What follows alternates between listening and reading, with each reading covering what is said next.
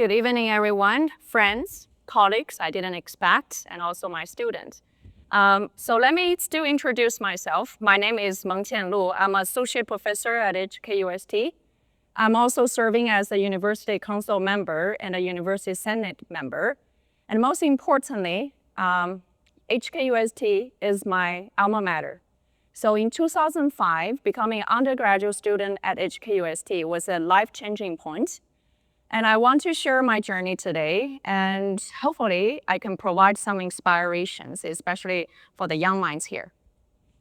So today I want to focus my talk on undefine your goals and embrace uncertainties and possibilities. So when we grow up, people often ask us, what do you want to become when you grow up?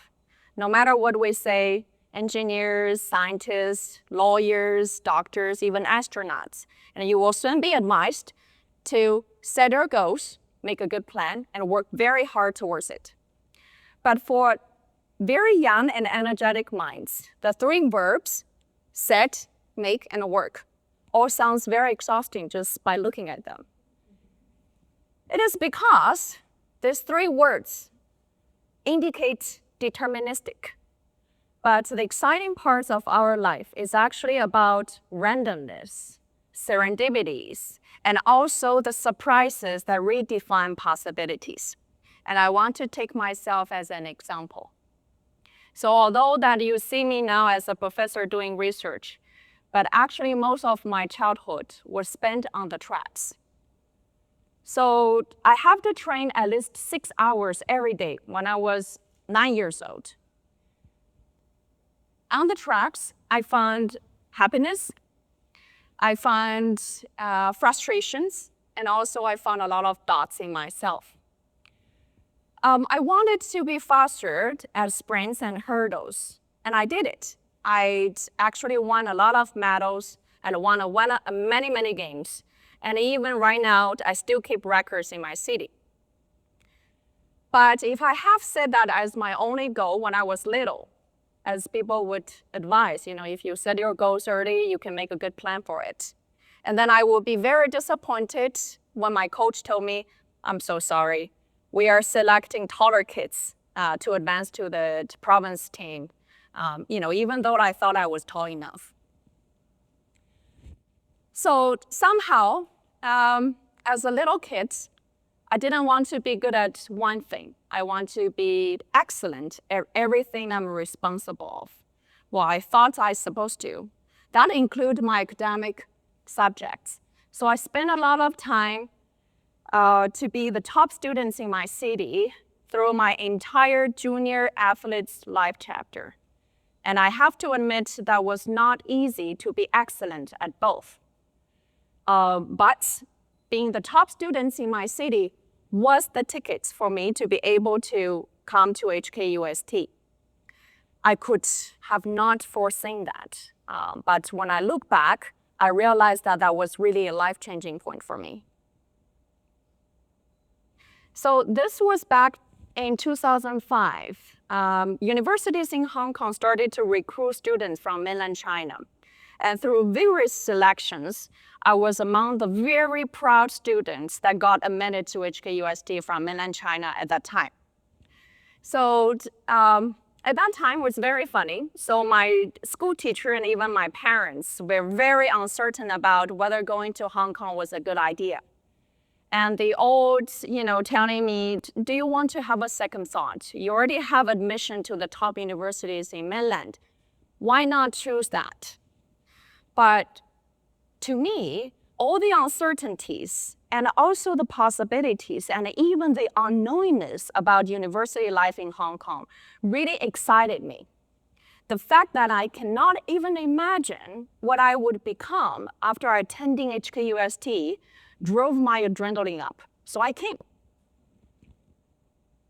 You could think that, well, after I came to HKUST, that should be the moment that, sounds like the good timing, I should set some goals and run for it, right? But I have to tell you, to be very honest, my university life was kind of bittersweet because it's not easy to be among top students from many cities selected from mainland China. And also it's even harder to be alone and juggling between so many classes.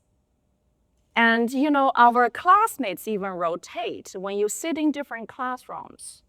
I believe that is still like that at HKUST. But what can we do about it? We have to cope with the environment. And so how about we take the opportunity to make ourselves more resilient and also make ourselves stronger?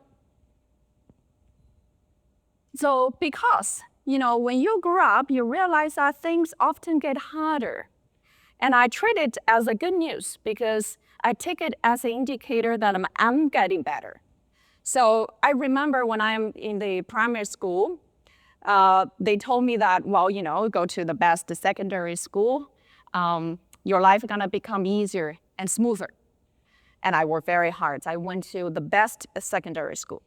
When I'm in the best secondary school and they told me, oh, make sure go to the best college, and then your life gonna become smoother, easier, and happier.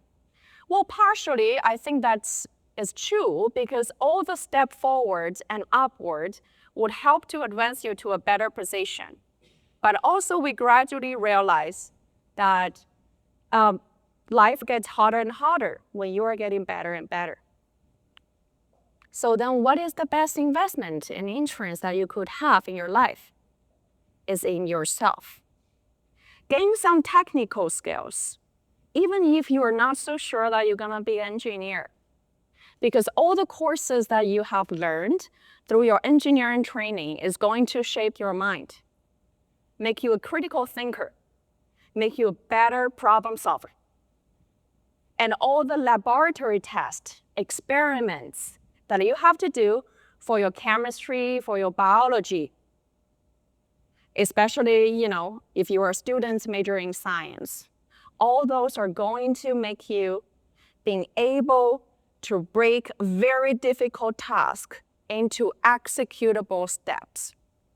And then the report you wrote is going to train you to put your thinking into words, and presentations prepare you to do elevator pitch, where you have limited time to convince your boss. And later you will realize that could be the critical moment for your career advance. So next time when you ask me, ask your friends, ask yourself, why on earth I have to learn all of this and do all of this tests? You know that you're doing them for yourself because all the efforts you made is going to advance you. That includes experiences of failure, ambitions that being denied, and also courage that even make yourself shake.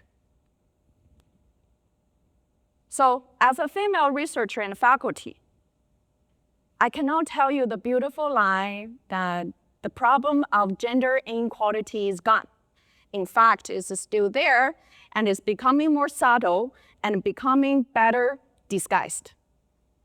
More often, I find that there's some senior, or maybe you will find some senior that you once admired as your role model, were trying to put you down or trying to make you feel doubts in yourself.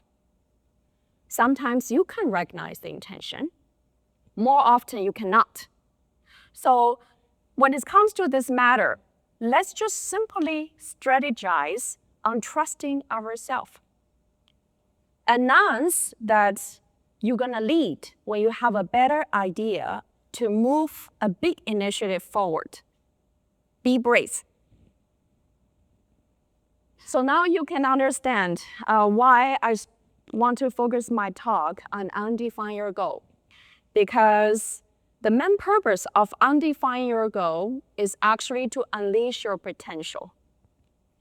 So through my own experience, I realized that, in fact, it's not a good advice to tell the young people to aim high. The reason is very simple. How high is high? When you are young, you have not yet collected enough experience to judge your own potential. In fact, you are unlimited. That's why I ask you to invest in yourself. Gain more experiences, even those are experiences of failures, because all of those are going to shape you. And also embrace uncertainties. You're young. Please stop being risk agnostic. Okay? Just move forward to try different things. What really matters if you fail when you're 20s, when you're 30s, when you're 40s, when you're 50s, when you're 60s? Why it matters, right? Because when you undefine your goals, you start to embrace uncertainty, you start to embrace all the serendipities you could have, and then you can really redefine possibilities, and therefore future is going to be yours. Thank you.